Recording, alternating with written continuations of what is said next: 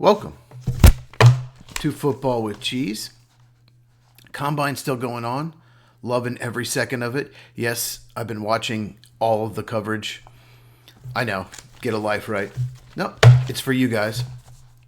I recorded this video yesterday, and then I waited to edit it when the quarterbacks were throwing at the Combine, because that's pointless. It only matters, how they're throwing in the game.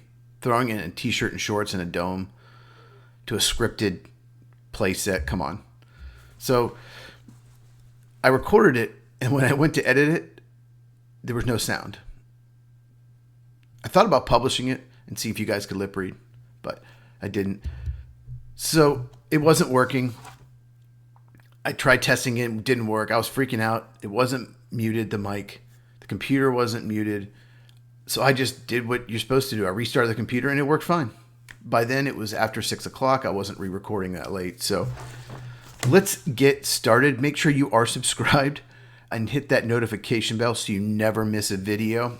I'm probably going to record 3 today. Probably publish at least one of them tomorrow. I'm not going to throw through 3 videos at you guys today. Defensive backs. So I'm going to quickly go through them. I'm not going to touch on tight ends, because the 3 best tight end prospects didn't work out, and it was underwhelming. So I'm not even going to go. I'll go over tight ends in a later video. We'll go over every position as we get closer to the draft. Maxwell Hairston is a corner from Kentucky. Coming into the year, he was projected to be a first-round pick. He had an outstanding 2023 in the SEC. He did not have as good a year this past season.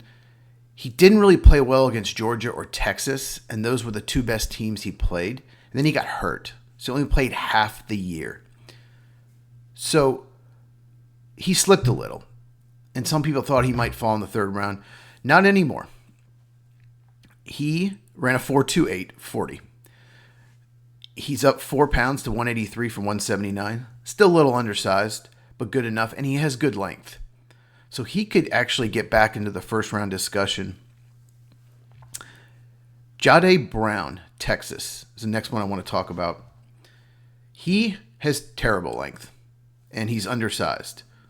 But, boy, can he play. His film is incredible. He ran a 4.39. His comp on NFL Network, when they were talking about how well he did, was Trent McDuffie, who's the corner for the Chiefs. Was a first-round pick 3 years ago, one of the best corners in the NFL. Their height, weight, speed, almost identical. Jahdae is a little faster. But Trent McDuffie proved, even if you don't have the length, even if you're under 5'11", you can still cover on the outside. So I think that helps Jahdae Brown's chances. I think Daniel Jeremiah has him in the top 10. I think that's a little crazy.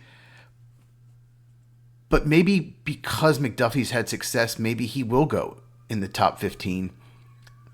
But I think he does go in the first round for sure. There are a lot of teams in the teens that need corner. So we'll see. Next prospect I want to talk about is Darian Porter from Iowa State. He is over 6'2" and 195 pounds. Wide receiver size. Very big for a corner. And ran 4.3. Incredible. Not sure why he doesn't play wide receiver. If you watch Porter against Iowa, that's the first time I really was watching a game for him. He was the best player on the field. In a rivalry game, he absolutely dominated that game. So that's when he got on my radar. All the great players on that Iowa team, and he's the one that stood out. But here's the issue I have with Porter. For his size, he should be great at press man. His length, he has incredible length. Long arms. That's what I mean by length, long arms. But he is much better in zone than he is in man. And he's really bad against the run. Someone for his size should be great at press man, should be great in tackling and playing the run. So I'm going to have to do a deep dive on him. Maybe watch more of his games than most to see if maybe he did improve as the season went on there. But the few games I watched, he really seemed to be better at zone. I just want to quickly mention Will Johnson from Michigan. Did not work out. Maybe the best pure cover corner in the draft. He has short arms. He has poor length. And the reason I bring it up is he already is really bad at tackling. He has no interest in tackling. Reminds me of Jair Alexander. Just doesn't want to tackle, just wants to play corner. But Will Johnson was supposed to be the man coverage lockdown corner in this draft, if that's what you need. With short arms, could hurt his draft stock. All right, let's go over some safeties. Real quick, Nick Emenwori was the star of the show.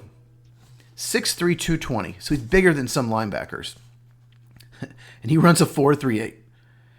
His vertical and broad were the best of any safety. They were incredible. He could play just about every position on defense. He was better than most corners and all these numbers at 6'3", 220. You're going to see Emenwori drafted probably in the top 15 now. He's so versatile because he can play deep safety. He can play box safety. He can play linebacker in the nickel. He can probably cover tight ends.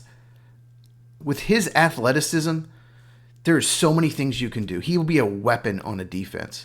I would not be shocked now if he even goes top 10. Probably not. Safeties typically don't go that high. Linebackers, he's a hybrid. But you never know. What an athlete. Definitely the number one safety on the board now. And one of the reasons is Malachi Starks did not have a good workout. I can see why some people knocked him down. I mentioned him in a prior video, going 32 in a mock to the Eagles. The thing with Starks, he was incredible last year, and he was just good this year. Incredible ball skills, but his 3-cone and 20-yard shuttle were the worst of any safety. Probably not going to be good in coverage. So he's limited. Still very good safety. Still has incredible ball skills. Probably can't cover receivers. So his stock could hurt a bit. He could fall in the second round. I can't believe I'm saying that. I would never have said that coming into the season. I thought he was a top 20 lock. One more person I want to mention, Jonas Sanker from Virginia, had a very good Senior Bowl week. Under the radar, no one was really talking about it. I did mention it. He can play deep safety. He can play box safety. Like I mentioned with Emenwori, versatility is value. When you have both of your safeties that can play deep in the box, it's hard to scheme against it because one could drop, one could come up. You don't know which one. Very hard to scheme against. He runs a 4.48. He's over 200 pounds. He didn't do the 3-cone shuttle, but I'm sure he'll do it at the pro day. I was really curious about that. But Jonas Sanker, probably a day 2 pick now. I don't think he gets out of the third round. Now, we have quarterbacks, running backs, and receivers. I'm not going to really talk about quarterbacks, but we do have a receiver video coming, and we have a running back video coming. So stay tuned for that. All right, you know what to do. Subscribe to the channel. Turn the bell for notifications. Like this video. Likes help. Comment. Anything you want to know, any questions, anything about the Combine you like, didn't like. Comments are great for the channel. Share this video with anyone who loves football. We're trying to get over 100 subscribers before the draft because the draft is the big focus on this channel. In case you didn't know, the week of the draft we'll be doing a lot of videos, probably 2 a day. Thank you for watching, and I'll see you in the next video.